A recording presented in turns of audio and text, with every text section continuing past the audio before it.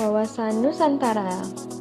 Wawasan Nusantara adalah cara pandang bangsa Indonesia terhadap jati diri dan lingkungannya, dengan beribu pulau yang terbentang dari Sabang hingga Merauke dengan segala aspek perbedaan yang ada.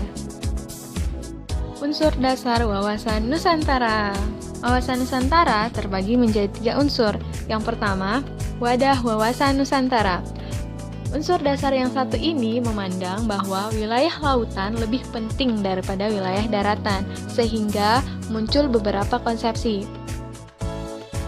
Yang pertama, yaitu berdasarkan arti klasiknya, yaitu memusatkan perhatian pada wilayah lautan, sedangkan arti pengembangannya yaitu melindungi pulau-pulau kecil yang ada di Indonesia, sehingga tidak mengeksploitasi secara berlebihan.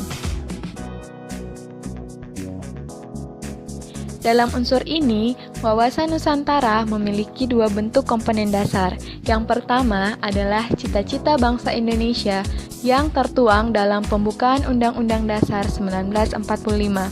Dan yang kedua adalah asas-asas kesatuan dan pemerataan. Ketiga adalah unsur tata laku. Tata laku merupakan dasar interaksi antara wadah dengan isi, yang terdiri dari tata laku batiniah dan lahiriah. Hakikat wawasan Nusantara. Hakikat dari wawasan Nusantara adalah keutuhan Nusantara dalam pengertian cara pandang yang selalu utuh, menyeluruh dalam lingkup Nusantara demi kepentingan nasional.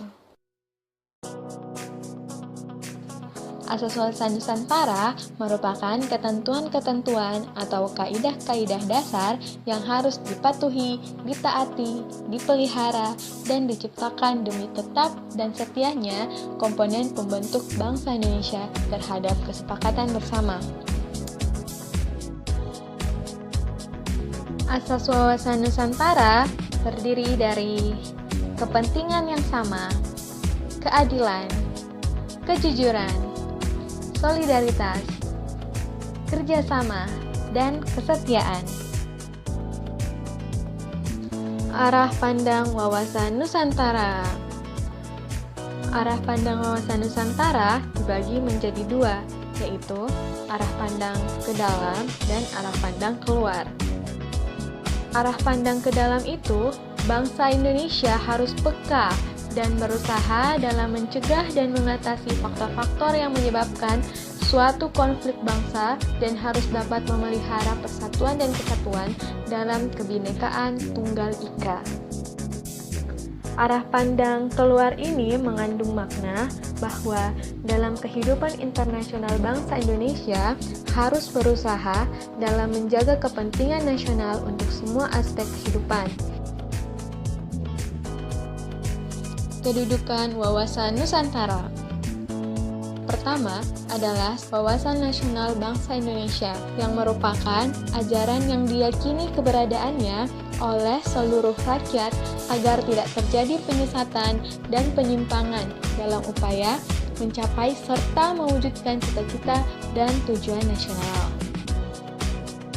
Kedudukan yang kedua yaitu wawasan Nusantara dalam paradigma nasional dapat dilihat dari stratifikasinya. Yang pertama, Pancasila sebagai falsafah. Yang kedua, Undang-Undang Dasar 1945 sebagai landasan konstitusi negara. Yang ketiga, wawasan Nusantara sebagai visi nasional. Keempat, ketahanan nasional sebagai kebijaksanaan nasional.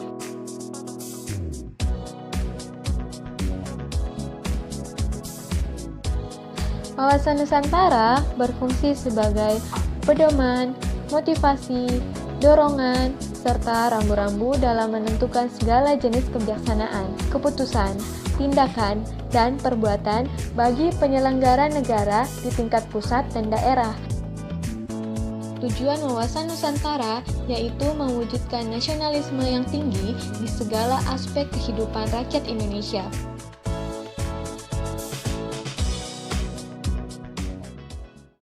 created using Powtoon.